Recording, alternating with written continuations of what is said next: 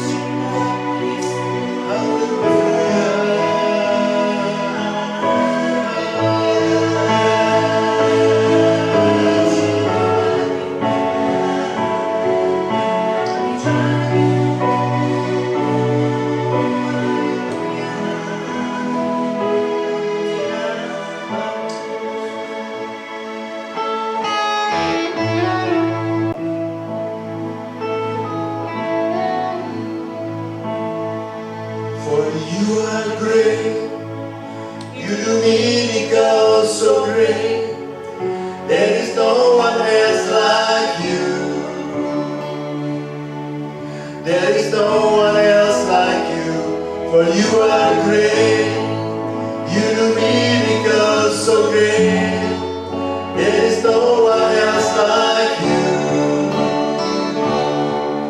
There is no one else like you. There is no one else like you. There is no one else like you.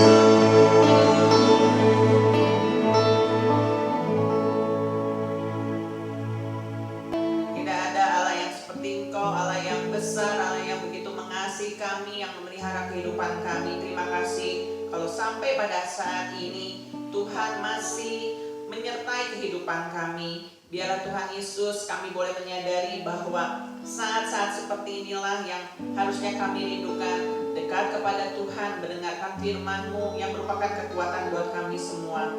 Biar Engkau yang mengajar kami, untuk kami mau terus hidup seturut dengan kehendak-Mu. Terima kasih Bapa, kalau Engkau izinkan dalam situasi saat ini Tuhan Yesus, kami tahu bahwa ada rencana Tuhan yang indah di balik semuanya ini. Biarlah kami terus dilatih kesabarannya Tuhan Yesus, untuk kami semakin berserah kepada Tuhan dan mengandalkan Tuhan senantiasa. Urapi hamba-Mu yang akan menyampaikan firman-Mu Tuhan. Biar pada saat Engkau yang menyiapkan setiap hati kami dan pendengaran kami. Di dalam nama Tuhan Yesus kami berdoa dan bersyukur. Haleluya. Amin. Amin. Kita akan mendengarkan firman Tuhan. Jesus bless. Shalom Bapak Ibu Saudara yang dikasihi oleh Tuhan. Mari sebelum kita menerima firman Tuhan, saya mengajak Bapak Ibu Saudara untuk memuji Tuhan, menyembah Dia. Kita akan masuk dalam hadirat Tuhan lebih dalam lagi. Haleluya.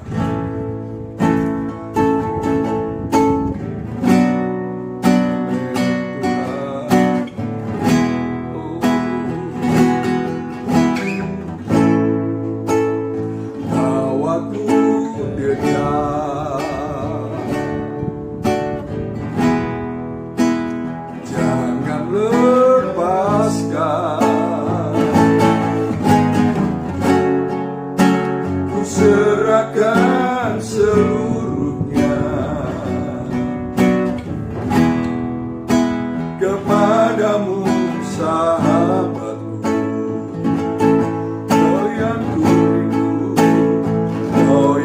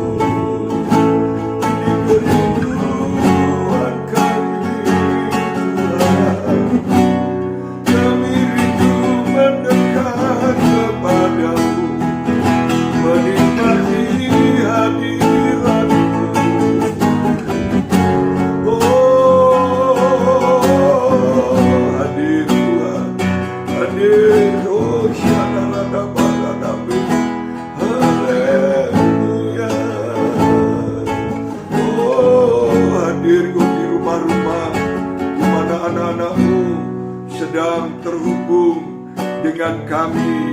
Oh Tuhan, dalam nama Yesus, Engkau hadir Tuhan. Terima kasih. Sebentar kami akan menerima firman-Mu.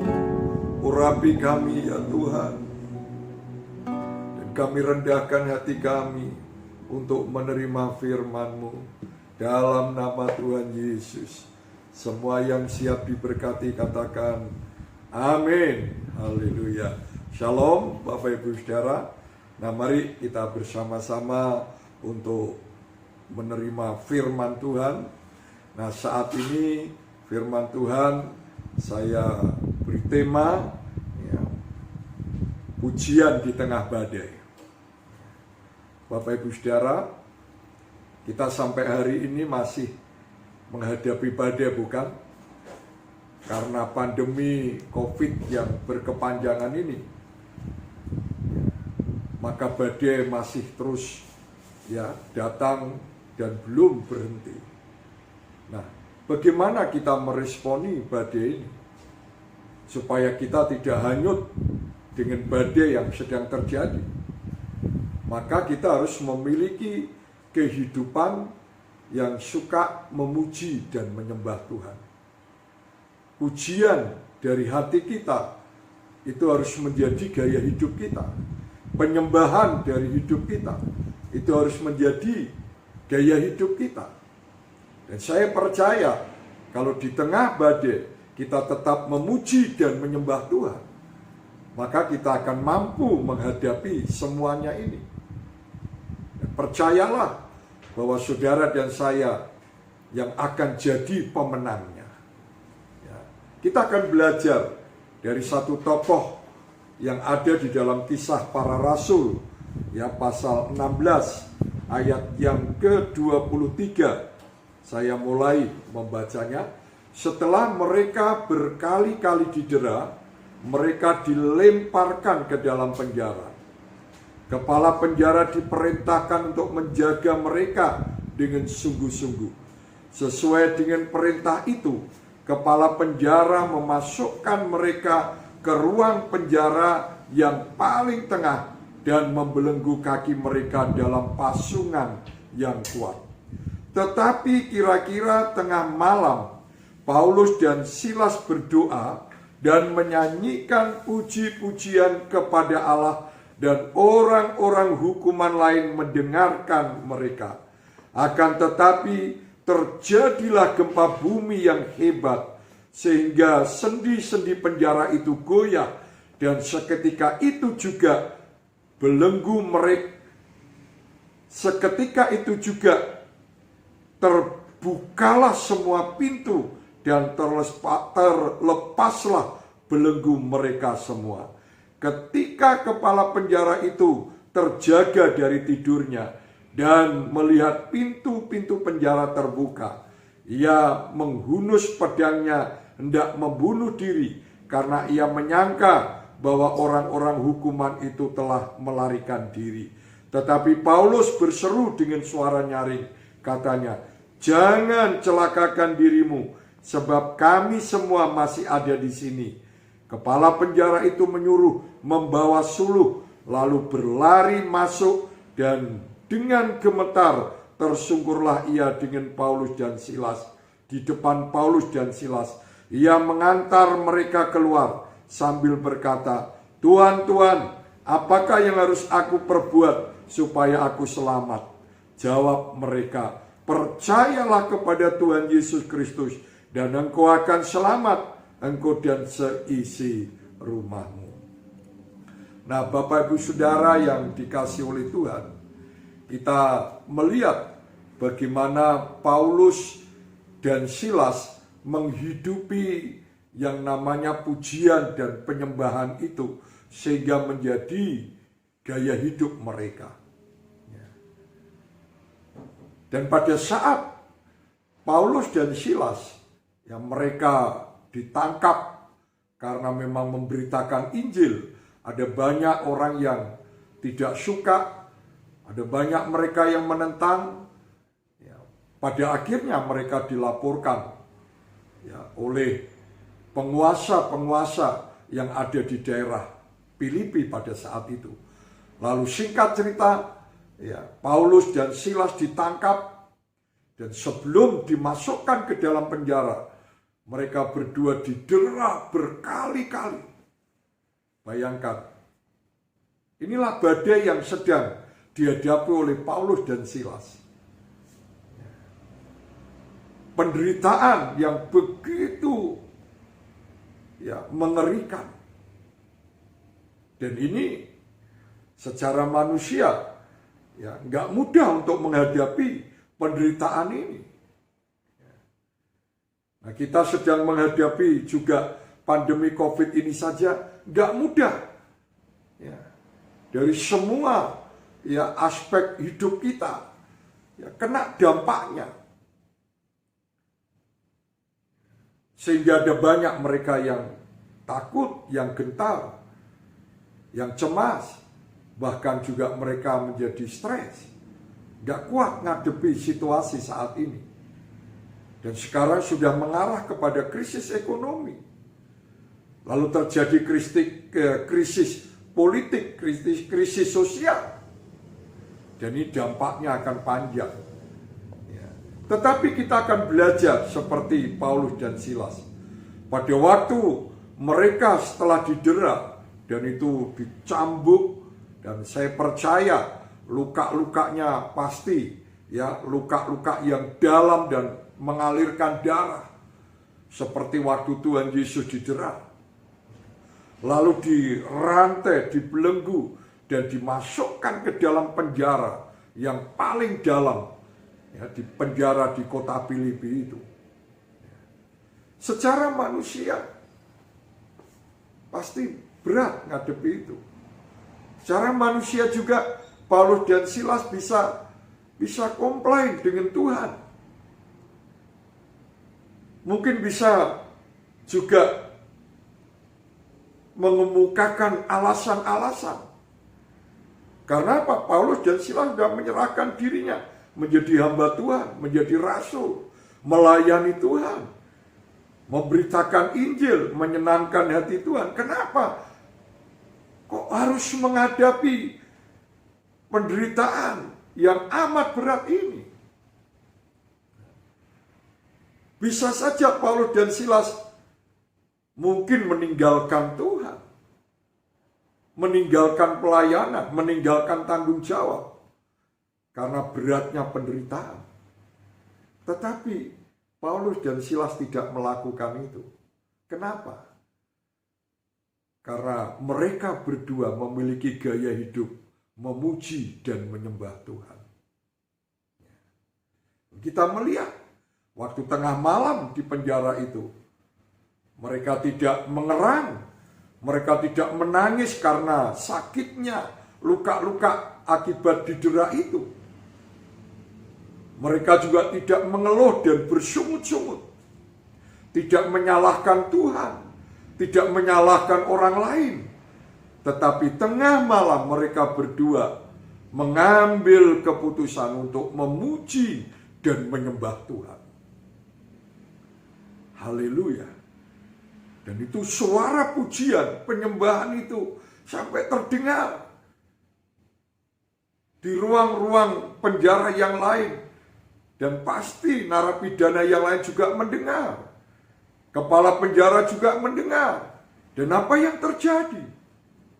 Pada waktu pujian penyembahan itu dinaikkan kepada Tuhan, maka Tuhan hadir, bertahta di atas pujian dan penyembahan itu.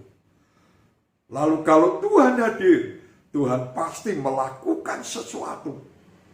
Dan terbukti Tuhan mengirim gempa bumi yang dahsyat sehingga itu pintu-pintu penjara goyang semua, dan kunci rantai di pintu penjara terlepas semua. Pintu terbuka sampai kepada rantai dan belenggu yang membelenggu Paulus dan Silas juga terlepas semuanya. Puji Tuhan, mujizat terjadi. Lalu si kepala penjara sampai ketakutan. Dan singkat cerita dari kisah tadi, waktu mengantar Paulus Silas keluar dari penjara, si kepala penjara berkata karena mau bunuh diri. Ya. Karena resikonya berat kalau narapidana ini lepas semua. Pasti sanksinya si kepala penjara pasti dihukum mati. Maka lebih baik dia bunuh diri sebelum dihukum mati. Waktu menghunus pedangnya, Paulus berkata, "Jangan lakukan itu, kami masih di sini." Lalu mereka ambil lampu menerangi dan betul mereka masih ada di sana.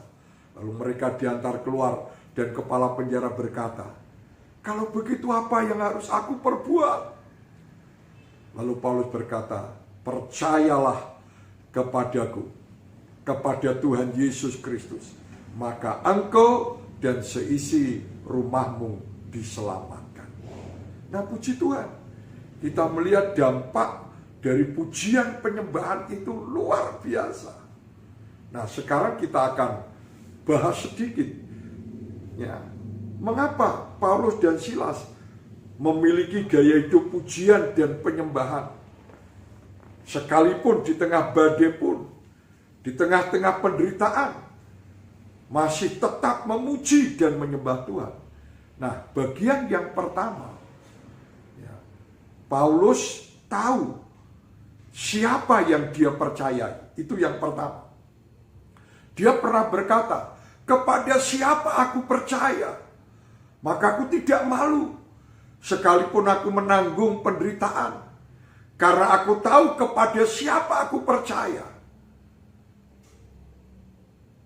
Dan dia yang aku percayai," Paulus berkata, "dia akan memeliharakan apa yang sudah dipercayakan kepadaku sampai pada akhirnya, di mana aku akan dipermuliakan bersama Kristus." Ya. Jadi di sini pujian dan penyembahan yang menjadi gaya hidup Paulus dan Silas itu produk dari pengenalannya akan Tuhan Yesus.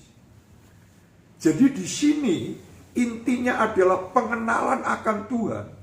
Itu akan memproduksi gaya hidup memuji dan menyembah Tuhan. Ya.